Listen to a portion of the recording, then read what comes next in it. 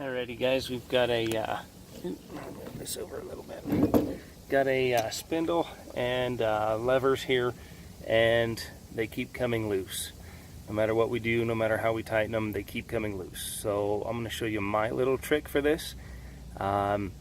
Basically this little split spindle thing here should kind of expand as you tighten the set screw into the handle here, but apparently it just doesn't hold. So what I'll do is I've already done it on the other side. I just wanted to go ahead and show you one side, but you would definitely want to do it on both sides. We'll go ahead and pull the set screw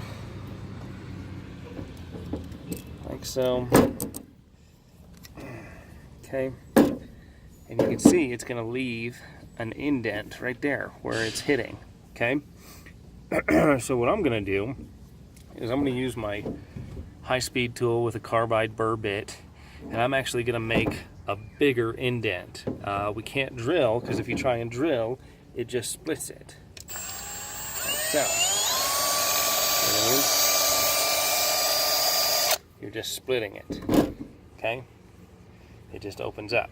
So a high-speed tool is going to cut into it.